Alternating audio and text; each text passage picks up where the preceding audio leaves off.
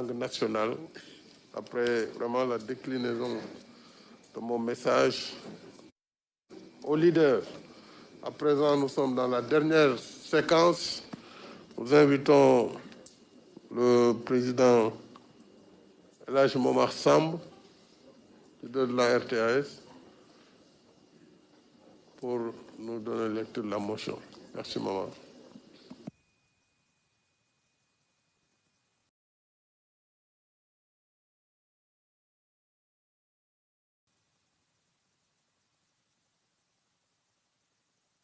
Projet de résolution. Le 9 septembre 2023,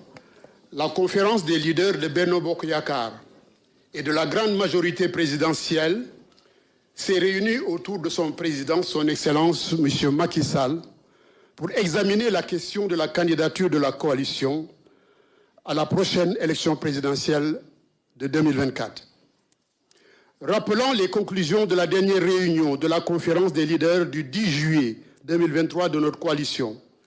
qui avait confié au président de la coalition Benno Bokk Yakaar un mandat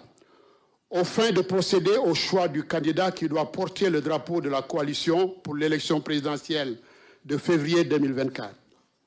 Après avoir entendu la communication du président Moustapha Niasse sur le processus de concertation et de consultation des coalitions et des partis, ainsi que des candidats à la candidature,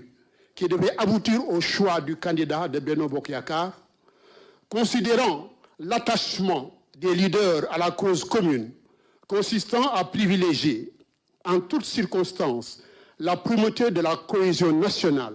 de l'intérêt général au service du pays, de sa stabilité et de son progrès. Imbu du puissant esprit de Benno qui a valu à notre coalition les belles victoires remportées lors de toutes les compétitions électorales auxquelles notre majorité a participé depuis 2012, s'inspirant de l'exemplarité du choix du président Macky Sall qui, animé de ce bel esprit, d'une haute portée morale à saluer, a décidé de ne pas se présenter à la prochaine présidentielle de 2024. Considérant que le ressort essentiel de cette échéance électorale repose sur les enjeux fondamentaux de l'heure, à savoir la préservation de la République et de la démocratie, la sauvegarde de la paix et de la stabilité, pour la poursuite dans la sécurité des politiques publiques autour du socle que constitue le plan Sénégal émergent. Consciente de la complexité d'un choix qui induit une élimination dans un contexte marqué par des défis de toutes sortes, surtout sécuritaires, eu égard aux menaces liées au terrorisme, à la veille de l'entrée de notre pays dans l'économie pétrolière et gazière. Considérant enfin la nécessité impérieuse pour Benno Bokk Yakaar de s'acquitter d'un tel devoir pour répondre à l'attente et à l'espoir des milliers de militants et des millions de Sénégalais qui comptent sur Benno Bokk Yakaar pour sauvegarder la paix et la stabilité dans notre pays, afin de voir se réaliser les projets politiques d'émergence économique et sociale qui ont fait leur preuve depuis la mise en œuvre du PSE. La conférence des leaders décide d'adresser ses vives félicitations au président Macky Sall pour son engagement personnel et de saluer les efforts déployés par le président Moustapha Niasse ainsi que toutes les bonnes volontés dans le processus du choix du candidat de Benno Bokk Yakaar. 2. De porter la candidature de M. Amadou Ba et de l'accompagner dans ce combat crucial de la présidentielle du 25 février 2024 pour le triomphe de notre coalition, pour le triomphe de la paix et de la stabilité dans notre pays, pour la sauvegarde du modèle démocratique sénégalais, pour la poursuite des politiques publiques porteuses de progrès pour le peuple sénégalais. 3. De mettre tout en œuvre pour que tous les responsables de Benno Bokk Yakaar et de la grande majorité présidentielle, dans leurs différentes composantes, coalitions, partis, mouvements divers et personnalités, s'emploient à renforcer leur unité et à faire corps avec le candidat retenu afin d'assurer la victoire de notre coalition contre l'aventure et le chaos dont rêve une certaine opposition. La conférence des leaders exhorte le candidat désigné à faire preuve d'ouverture et d'esprit d'écoute pour rassembler toutes les forces de la coalition et faire triompher à nouveau Benno Bokk Yakaar au premier tour grâce au soutien permanent du peuple lors de toutes les échéances électorales depuis 2012. Vive Benno Bokk Yakaar, vive la République, vive le Sénégal, en avant pour la victoire. Momar ah wolof bi foog nga wolof bi moom foog nga mooñaale ko si wolof ah wolof moom dina xaw a doy waar waaw ginnaaw ba ñu dajee tey jii 9 septembre 2023 mbooloom conférence yi xam ne des leaders mooy ñi jiite coalition yi ci benn ak parti yi ci Benno Bokk Yaakaar daje ci ginnaaw sunu président coalition son excellence Macky Sall te li ñu dajale yëpp mooy fexe jëm ci liy tànn sunu candidat ci élection bii ñëw février 2024 ginnaaw ba ñu fàttalee liñ fi jàppoon keroog bi ñu fi dajee le 10 juillet mu di ñu jox mandat président coalition bi ngir mu tànnal ñu candidat boo xam ne mooy doon suñu mbër ci élection yii ñëw ginnaaw ba ñu déggee li président Moustapha Niass wax ci mbir mi niñ ko doxalee niñ ko tëralee ak daje yi ñu am waxtaan yi diisoo yi ngir am candidat boo xam ne mooy suñu mbër ci élection yii ñëw muy février 2024 ginnaaw ba ñu nattee ba xam lu wér ne leader yépp wax dëgg yàlla lii leen yitteel mooy Sénégal li leen yitteel mooy jiital Sénégal fàtte seen bopp fàtte fa ñu bokk ngir rek njariñu réew mi ak njariñu askan wi ñu boole ci tamit ne lii xam ne moo fees sunu xol fees sunu ruu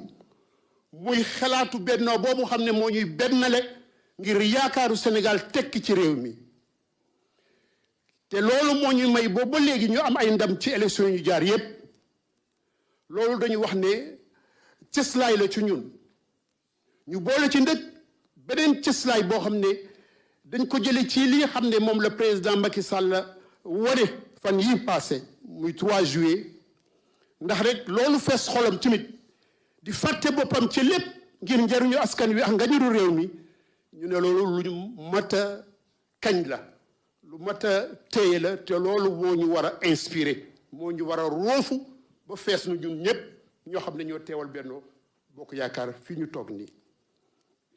ngir ñu mën a def tànn bu méngoo ak boobu xalaat waaw ba ñu déggee jógee ci loolu ndëg ñu wax ne lii ñu war a tënk dëgg xam ko fa ñu war a taxaw ndëg te ñun ñëpp di ay kilifa fa ñu war a taxaw mooy dafa am lu jot ci réew mi mooy réew mi dafa tollu diggante dafa génn ci guto goo xam ne bu dul woon politique sécuritaire ak politique yeneen yi xam ne moom la président Macky dugal ci réew mi à force de défense et de sécurité bu sàggantul Sénégal doon na nërmeelu bu ñu jógee ci loolu nag lii ñu war ñun ñëpp mooy nan la ñuy fexe ba préserver maanaam sauver Sénégal génn ko ci tolof yooyu ñu mën a sauvegarder la République sauvegarder la démocratie sauvegarder jàmm ji ak salaam ji ñu am ci réew mi ak dal gi loolu mu war a nekk suñu itte ñun ñëpp fàtte lépp fàtte seen bopp fàtte seen ambition li ñu war a itteel yëpp di nan la ñu fexe ba génn Sénégal ba aar ko ci lii xam ne moo koy yot te mu wër Sénégal wër àdduna bi te ñun gis nañu ku nekk yëg nga ngelawu musiba boobu ni mu dalee ci réew mi mois de juin bi passé bu ñu gisee loolu yëpp nag ñu xam ne tànn lu jafe la te tànneef bu ne day wund de am na ñooy bàyyi bu ko defee ñun ñëpp bu ñu tënkoo ci li xam ne mooy tolluwaayu réew mi ak li ñu war a ñàkk réew mi dinañ xam ne li am solo tigi mooy ñu fexe loolu ñàkk boobu nekk ñàkk bu wér bu dëgër bu ñëpp téye ñëpp ñu bokk ci Benno Bokk Yaakaar ndax tamit ñu dugg ci jamono boo xam ne Sénégal day exploiter pétrole am ak gazam te loolu fu mu mës a jub ci àdduna bi surtout ci Afrique musiba tàkk na fa. bu ko defee nag ginnaaw ba lu mënul ñàkk mooy war nañu am candidat war nañu am mbër ci élection yi ñëw te wax dëgg yàlla xaar bi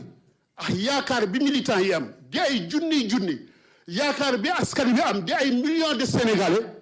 faw nag ñu am ko ñu tànn faw ñu am ko ñu tànn ala kulli yàllin loolu moo tax ngir loolu ñu mën ko taxawal aar réew mi ñàkk ko aar république ñàkk ko continuer nag di wéyal politique yi xam ne moo indi jàmm lii xam ne mooy naataange ci réew mi te ñépp teg ci seen baaraam faw nag ñu tànn koo xam ne mën na yóbbu loolu ci jàmm salaam ak dal loolu moo tax conférence des leaders yi wax ne ñoom li ñu jëkk a def mooy ñu ngi féliciter ñu ngi sant président de la république ci taxawaayam ndax dugal na boppam ci mbir yi ci lu wér te bàyyiwul dara di tamit kañ di saluer li xam ne moom mooy liggéeyu président Niass Moustapha Niass ngir fexe ba rafetal mbir yi mu jaar noo xamee ne ñépp wax dëgg yàlla seen xel dina dal ba ñu am tànneef bu wér di wax ne jël nañ nag sunu candidat sunu mbër feeñ na muy kan muy monsieur Amadou Ba ñu fas yéene nag ànd ak moom gunge ko ci xeex bi xam ne mooy ñëw ngir coalition Benno Bokk Yaakaar mën a am ndam ci xeex boobu ngir jàmm mën a taxaw ci réew mi ngir dal mën a am ci réew mi ngir ñu mën a aar ñett ba suqali lii xam ne mooy suñu modèle de démocratie te réew yépp ànd naw ko ngir ñu mën a continuer gu wéyal ndëg politique yi xam ne mooy indi jàmm mooy indi naataange moo indi tawféex ci askanu Sénégal waaw ñu teg ci nag ñetteel bi mooy ñun ñëpp nag ñu war a wakkirlu nag ànd ñun ñëpp responsable Benno Bokk Yaakaar yëpp ak grande majorité muy parti muy coalition muy mouvement muy personnalité ak ñu mën a doon ñu dooleel ànd bi nag dëgëral ànd bi dëgëral benno bi dëgëral booloo bi